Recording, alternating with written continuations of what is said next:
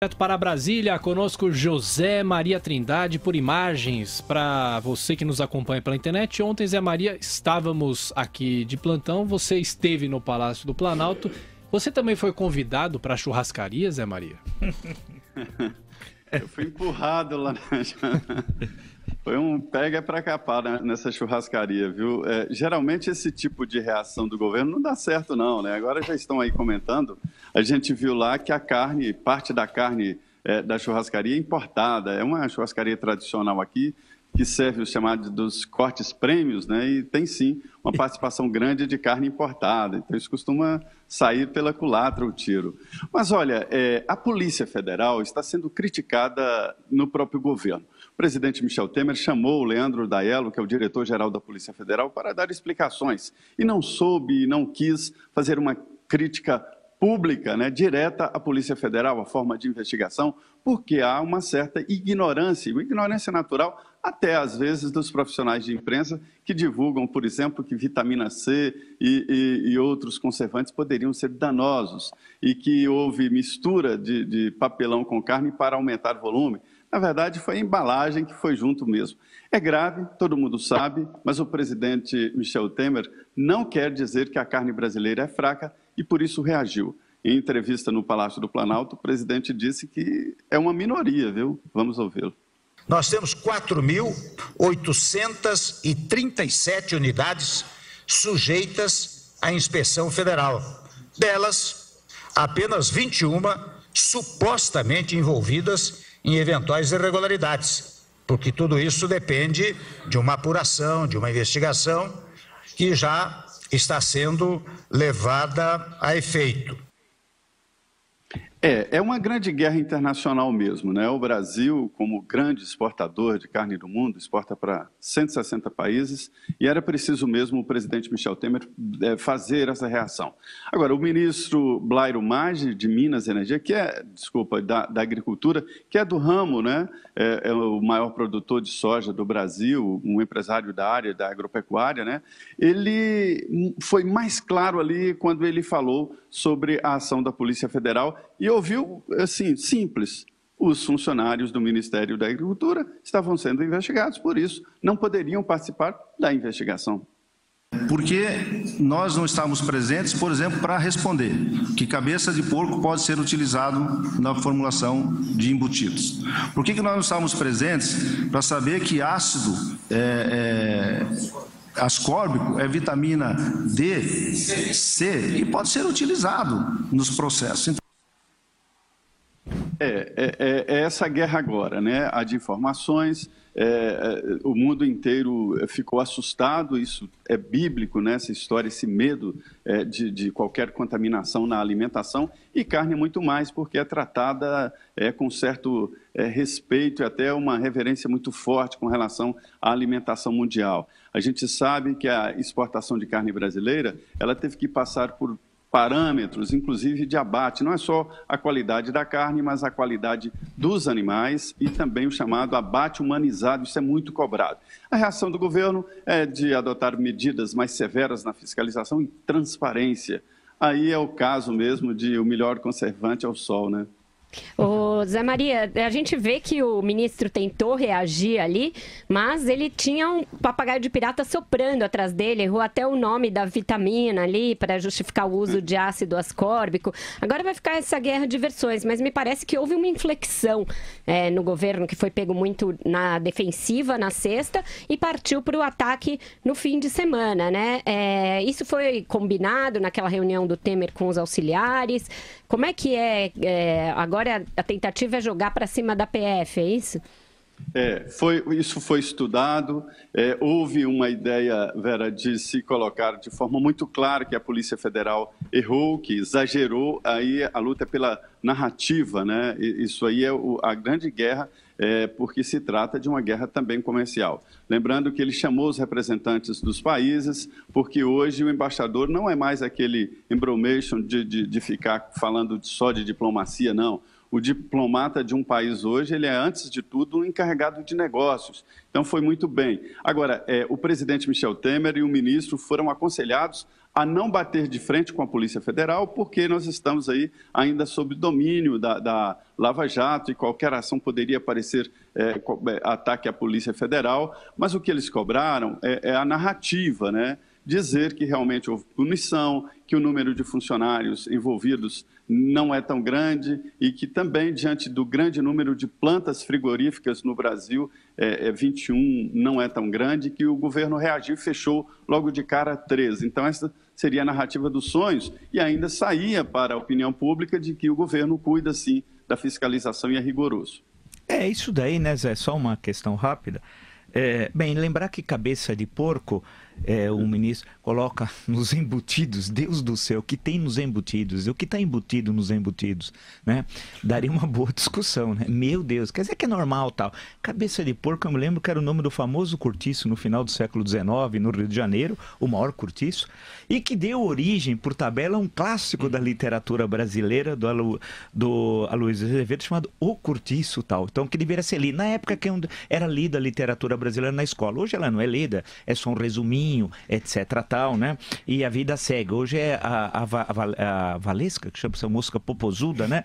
É citada em prova de filosofia. São os tempos que vivemos. Mas antigamente, quando o Brasil era inteligente, não a mediocridade atual, o Aloysio Azevedo era um texto indispensável, sempre lido tal. Mas eu gostei da tranquilidade. Agora o ministro conhece muito bem sobre vitaminas, o que me deixou bastante tranquilo. Ele sabe que é vitamina B, C, D. Realmente, olha, nós estamos na mão entre incapazes. Essa que é a grande questão. O ministro foi uma vergonha. Ele pode ser o maior plantador de soja, pode ser o raio que seja, mas ele não sabe nada do assunto em tela.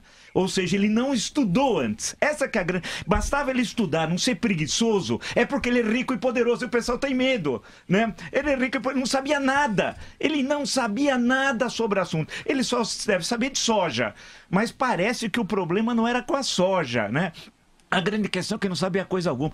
A reação do governo é ridícula. O presidente tem ido no churrasco, ridículo. Aí todo mundo, é claro que ia saber que a carne... Primeira pergunta do jornalista era perguntar a origem da carne, é claro. Não, carne é estrangeira. Ou seja, foi patética a reação do governo. E não caio na questão que é um problema econômico, é um problema de saúde pública. Não me interessam as exportações que vão para o lixo, não quero saber dos frigoríficos.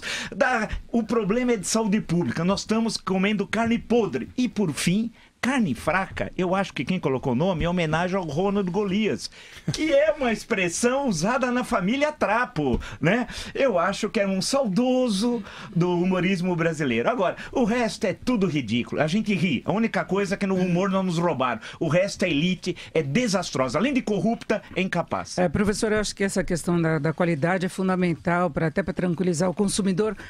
Mas a gente não pode perder de vista que exportação também significa investimento e emprego no país. Mas carne podre? Eu acho que... Não. Acabar com a carne podre. Não estou falando para exportar carne podre, não é isso. Para mim, a exportação se lixa. A primeira é saúde pública. Então, mas as duas coisas vão caminhar juntas. Tem que ter uma fiscalização eficiente para que não haja a venda irregular de mercadoria, que a carne seja de qualidade, da forma como a gente espera.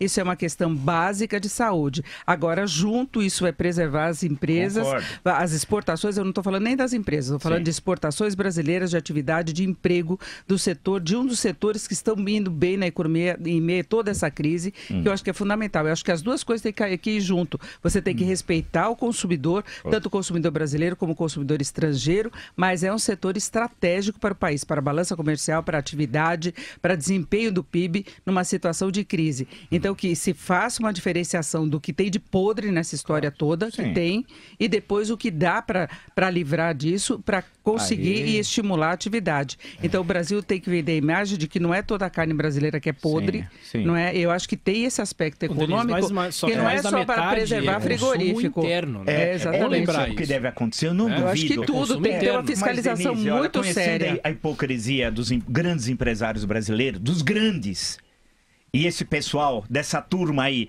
grande parte mama nas tetas do BNDES, tem até o filho do ex-presidente como sócio, indireto, né? E eles engoliram muitas pequenas empresas, né? Destruíram as pequenas empresas, destruíram os pequenos e médios. Foi uma coisa devastadora. Liderar. E alguém vai falar, é exagero falar do criminoso São Bernardo. Não é. Foi um esquema montado a partir de 1º de janeiro de 2003. Eu garanto que é muito provável que eles tenham a melhor carne, essa que não tem problema, que é inclusive fiscalizada nos 160 países que compram carne brasileira. Aleatoriamente você pega um lote e examina. Não tenha problema. Mas metade da produção que vai para o mercado interno, eles jogam carne podre Com aqui. certeza a fiscalização lá fora é muito mais pesada. E mandam carne podre pra gente, porque a gente não tem a quem reclamar. Quando falam dos embutidos, é uma boa ocasião pra gente discutir o que está embutido nos embutidos. Pô, é uma boa saber. O que tem na salsicha? Sim, eu não sei. Qual a fiscalização? Mas a gente imagina. Imagina, né? Tem a velha história do Bismarck. Mas aí, o que tem na linguiça? A gente não sabe, né? E o frango com água? Tinha até a soja do Blairo Maggi ali no meio. O frango com água pra pesar mais.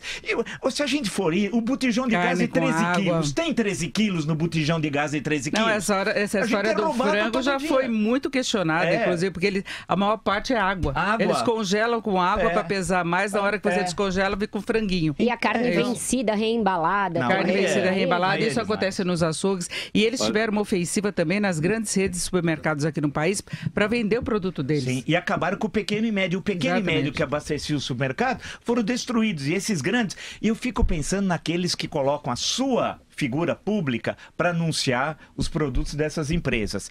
Porque é o seguinte... Mas aí não sabiam, né? Não sabiam, mas eles têm de vir a público, né? Você coloca a sua figura, a sua idoneidade moral, artística, apesar que eu acho que... Mas a vida é assim, né? Aí o sujeito vai lá, fala que é ótimo, que é excelente e tal. E ali o que circula na internet de vídeos, eu já vi cada frango com hormônio. Olha, esse negócio de pegar aquela bola do tender que vira bola... Mas que tem hormônio, isso a gente sabe, para estimular a produção, a qualidade, então, agora, o que conservante. Mas, Denise, é uma boa ocasião agora justamente para falar, olha, vamos passar um pente fino no que nós comemos, né? Vamos dar uma olhada nos frangos, não sei das coisas. Para aqueles frangões que a gente não tem a cabeça, a foto, nunca vi, ninguém viu, né? Parece é uma boa ocasião. Ô Zé, só para fechar. Pois é, isso aí, nem o realismo do Cortiço poderia descobrir, avaliar uma situação dessa. E o Cortiço hoje seria uma habitação muito mais decente, né, do que as comunidades e tal. Mas, olha, já existe uma reação no Congresso Nacional, a bancada ruralista vai reagir, vai tentar avaliar aí como colocar o Brasil numa situação menos perigosa e também com menos dificuldades aí com relação à fiscalização, mas mantendo ali o poder dos exportadores. E, olha, hoje se fala em exportação de proteína animal, não é de carne. Vai ter proposta de CPI e tudo mais.